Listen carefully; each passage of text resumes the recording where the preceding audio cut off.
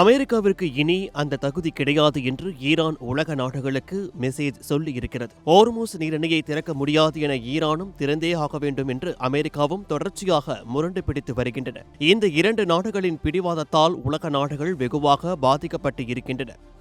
இந்நிலையில் ஈரான் பாதுகாப்பு அமைச்சக செய்தி தொடர்பாளர் ரெசா தலாய்னிக் அமெரிக்கா தன்னுடைய தகுதியை இழந்துவிட்டதாக தெரிவித்திருக்கிறார். இதுகுறித்து அவர் பிற நாடுகள் என்ன செய்ய வேண்டும் என்பதை அமெரிக்காவால் இனி திணிக்க முடியாது.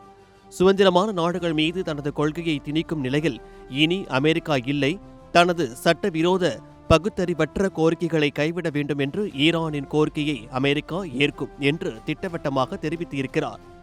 இதற்கிடையே அமெரிக்காவிற்கும் ஈரானிற்கும் இடையே அதிகரித்து வரும் பதற்றங்கள் உலகின் அனைத்து நாடுகளையும் பாதித்து வருவதாக ஐநா சபை தெரிவித்துள்ளது. இதுகுறித்து ஐநா பொதுச் செயலாளர் ஆண்டனியோ குட்ரஸ், அமெரிக்காவிற்கும் ஈரானுக்கும் இடையே அதிகரித்து வரும் பதற்றங்களால் கடல்சார் பாதுகாப்பு அச்சுறுத்தல்கள் அதிகரித்து உள்ளன. ஒவ்வொரு கடற்கரை நாட்டையும் மட்டுமல்லாது நிலத்தால் சூழப்பட்ட நாட்டையும் இது பாதிக்கிறது.